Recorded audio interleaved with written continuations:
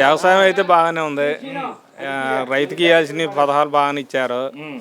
కాకపోతే ఈ పెళ్లి కానుకలని అవన్నీ ఇప్పుడు నాకు ₹5 పడింది కానీ డబ్బులు పడలేదు. అట్లా ఉంది. విడుదల చేసి అంటే ఫస్ట్లోనే, ఇప్పుడు కాదు. ఆయన విడుదల చేస్తాం అయితే ఇప్పుడు సంవత్సరం నుంచి విడుదల చేశాడు. మేము ఈయన గవర్నమెంట్ వచ్చినప్పుడు మా ఊర్లో అధికారులు పెట్టుకోమంటే పెట్టుకున్నాం. పెట్టుకుంటే డబ్బులు పడతాయి మీకు ₹50,000 మీకు బీసీలు అని అంటే పెట్టుకున్నాం. సరే అని పెట్టుకుంటే రూపాయి వేసారు మా అకౌంట్లో. వేసారు కానీ డబ్బులు పడలా, ఏం పడలా. అదేమంటే అమలు చేసింది ఇప్పుడు సంవత్సరం నుంచాను, అప్టాంచి లేవు అన్నారు వీళ్ళు. అడిగాం. మంగళగిరిలో కానీ ఇటు ఇక్కడ మా ఊర్లో ఉండే అధికారులు కానీ 10 సార్లు దాకా అడిగా. అందరం సంప్రదించా.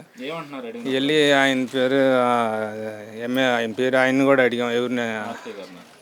ఆర్కే గారిని కూడా అడిగాం. ఆర్కే గారు కూడా మనకు తెలిసి మంచిగా స్వతంత్రంగా వెళ్ళి అడిగాం.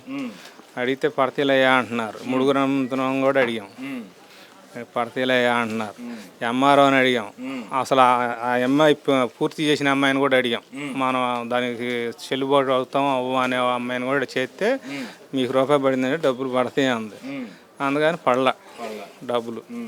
అదేమంటే ఇప్పుడు తర్వాత ఇక్కడ ఉన్న అధికారులను అడిగితే మనకు తెలిసిన వాళ్ళని, ఇక్కడ మా ఊళ్ళో వాళ్ళని, అమలు చేసింది సంవత్సరం నుంచే కదా, నువ్వు 4 సంవత్సరాల నాడు గవర్నమెంట్ వచ్చిన కొత్తలో పెట్టావు అందుకని రాలేదని అన్నారు. రైతుకి అయితే మటుకి బాగానే ఉంది. కాకపోతే రోడ్లు అయ్యని కత్తి తేడాగా ఉంది, అభివృద్ధి తక్కువగా ఉంది. సో మరి ఈ ఎన్నికల్లో ప్రజలు అభివృద్ధిని చూస్తారంటారా, సంక్షేమాన్ని చూస్తారా ఓటేసేటప్పుడు? అభివృద్ధి ఎలా చూస్తారు? అసలు ఇవన్నిటికంటే కూడా ముందు ఇక్కడ 3 రాజధానులు అంటమే కొంప తెప్పలు వచ్చినాయి. 3 రాజధానులు అనకపోతే ఆయన వస్తాడు. 3 రాజధానులు అంటం వల్లనే ఇప్పుడు ఆయన రాకపోవటం అనేది గట్టిగా చెప్పగలరు ఎవరైనా సరే. సో మార్పు ఉందంటారా ఈ ఎన్నికల్లో? మార్పు ఉంది. ఎవరికి అవకాశం ఉంటుంది? ఇటే ఉంటుంది, తెలుగుదేశానికే ఉంటుంది. తెలుగుదేశానికే ఉంటుంది. సో తెలుగుదేశం మీద ఏంటో నమ్మకం? నమ్మకం అంటే ఇప్పుడు ఈ అంతకుముందామా ఈ గవర్నమెంట్ రాకముందామా పెద్ద తలకాయి రాజధాని నిలబెడతాడని చెప్పి గెలిపించుకున్నారు. అప్పుడు ఆయన నిలబెట్టాడు. నరేంద్ర మోదీ వచ్చాడు, మట్టి తెచ్చాడు, పెట్టాడు. ఇక్కడ 3 రాజధానులు లేవు, ఒక రాజధాని అని చెప్పి వెళ్ళాడు. ఇప్పుడు ఈయన వచ్చా 3 రాజధానులు అన్నాడు. ఇక అదంతా తలకాయ నొప్పిగా ఉంది. మీ నియోజకవర్గం పరిస్థితి ఏంటంటారు? ఇక్కడ మా నియోజకవర్గంలో మటుకి ఈసారి ఇదే వస్తుంది, సైకిలే అంటారు. అంటే మరి ఇటు చూస్తేనేమో వైసీపీ 3 మార్చింది, పరిస్థితి మార్చారు. మరి ఎట్లా ఉంటుంది అంటే ఎక్కువ పద్మశాలీలు ఎక్కువ అటు మంగళగిరి దాని గురించి మార్చుకున్నారు వాళ్ళు. అంటే ఆ ఓటింగ్ తో గెలుపు అనేది ఉంటుంది అంటారా? ఒక్క కులం ఓటింగ్ మంగళగిరి పద్మశాలీలు ఎక్కువ అయినా కానీ నమ్మకాలు తక్కువే. జనసేన పరిస్థితి ఏంటి? ఇక్కడ మా ఊర్లో వరకు అయితే జనసేన కూడా బాగా సపోర్ట్ ఎక్కువ తెలుగుదేశానికి. నియోజకవర్గంలో బాగానే ఉంది జనసేన. వీళ్ళిద్దరే ఉండారు లైన్లో, పోటీగా వీళ్ళే కొడతారు అనుకుంటున్నాం మేము. 3 రాజధానులు అనుకోండి, ఒక రాజధాని అన్నట్టే దీనికి ఎదురుండేది కాదు. ఒక 2-3 రాజధానులు అనటం వల్లనే ఈయనకి తేడా వచ్చింది. మా గుర్తు చెయ్యి అనేది ప్యాన్ మీదకే వెళ్ళిద్ది. సంస్కృతం గురించి వరకే. ఇప్పుడు చంద్రబాబు హయాంలో ఒక లోయెస్ట్ వాళ్ళని తక్కువ చేసి మాట్లాడతాం, అది నెంబర్ 1 మైనస్. అందరు ఎస్సీలోనే పుట్టాలని కోరుకుంటారా అనే పదం మీద పూర్తిగా అవగాహన తప్పది. ఏ కేటగిరీ ఆ కేటగిరీ ఉండాలి. అందరూ రెడ్లే ఉండం, అందరూ కమ్మరే ఉండం, అందరూ నాయుడులే ఉండం, అందరం ఉండాలి, అందరం బతకాలి. అది ఆ మాట అంతం చాలా మైనస్ అతనికి. అంటే ఇప్పుడు దానికన్నా ఎక్కువ ఈ ప్రభుత్వం వచ్చిన తర్వాత ఎస్ఐల మీద దాడులు జరుగుతున్నాయని ప్రచారం నడుస్తూ ఉంది కదా బయట. మరి రాయి వేయాలి కదండి, ఒక రాయి వేయాలిగా. అంటే రాయి అనేది కనపడుతుంది కదా ఇప్పుడు దాదాపుగా 4-5 ఈ ప్రభుత్వం. అంతకన్నా ముందు మన చిత్తూరు జిల్లాలో టౌన్ సిఐ ఏ రంగం రైతులను బట్టలు తీసుకొట్టించిన ఘనత కూడా ఒక చంద్రబాబు హయాంలోనే. ముద్దకడ పద్మనాభం దీక్ష చేస్తుంటే కొట్టించింది మా సిఐ గారు పల్లపరాజు గారు, కాకినాడ పోస్టింగ్లో ఉన్నాడు. ఇప్పుడు ప్రస్తుతంగా ఇప్పుడు డిఎస్పీ గారు ఉన్నారు, గురజాల్లో ఉన్నాడు. ఆయన అప్పుడు ఆ యాక్షన్ తీసుకుంది. ఖర్చు ఒక గవర్నమెంట్ పోస్టులో ఉంచకుండా గవర్నమెంట్ వాడుకుంటున్నారు ఒక ఎంప్లాయీస్ని. దారుణంగా ఓడిచ్చేసారు. 2 ఎపిసోడ్ కారణమైంది. దాని గవర్నమెంట్ కూడా దాన్ని కాపాడుకొని అభివృద్ధి అనేది చేసి పెట్టి ప్రజలను కాపాడుకుంటూ వచ్చి అభివృద్ధి చేసి పెడితే చదువుకున్న వాళ్ళు యూత్కి, యువసేనకి మంచి ఒక క్యాపిటల్ తీసుకొచ్చి పెడితే ఒక ఇండస్ట్రియల్ మాల్లో ఉద్యోగాల రీతిగా ఏదో ఈ వాలంటీర్లను 5 ఏళ్ళు 3 ఏళ్ళు ఇచ్చి ఉద్యోగాలను చూపించాము అంటాం కూడా ఒక రకంగా అది కూడా కరెక్ట్ కాదు. ఆ చదువుకు 5 ఏళ్ళు చాలవు. 5 ఏళ్ళతో ఏం బతికిస్తారో పెళ్ళి అవుతుంది, మొగుడికి సంతానం, పిల్లలు, వాళ్ళ జీవితం, ఇవన్నీ వర్కింగ్ ఛార్జెస్ చాలా ఉంటాయి. 5 ఏళ్ళు చాలా వాళ్ళకి. ఏదో సంథింగ్ జరిగిపోతుంది.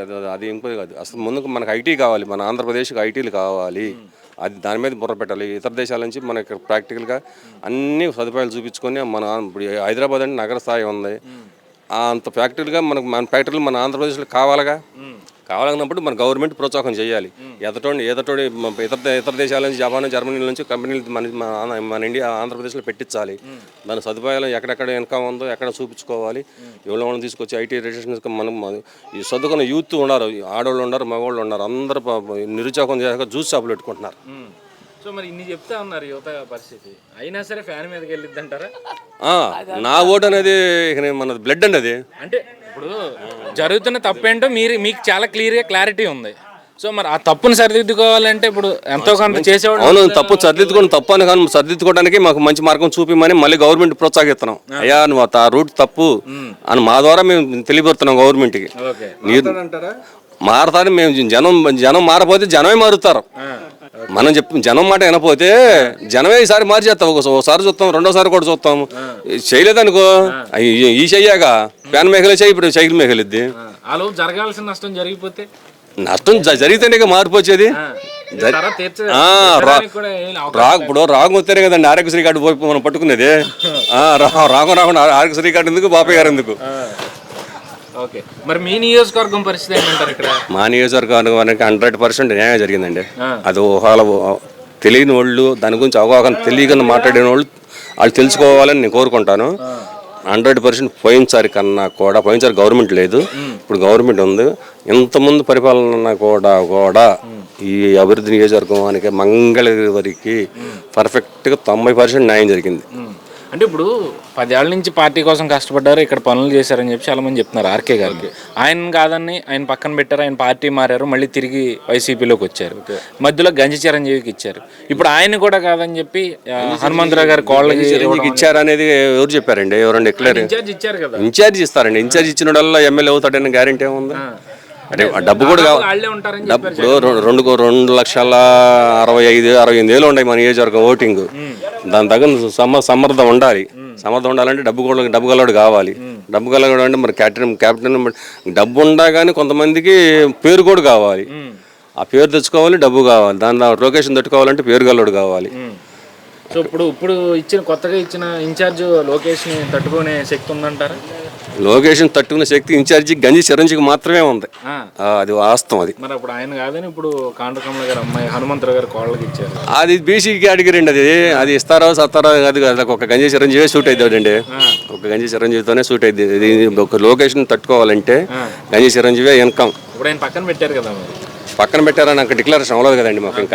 మాకు క్లారిటీ రాలా. మాకు మా అధికారులు ఉన్నారు పైన మండల స్థాయిలో. వచ్చిందా చిరంజీవిగా చిరంజీవి కోళ్ళ గారా? సరే, ఓకే సార్.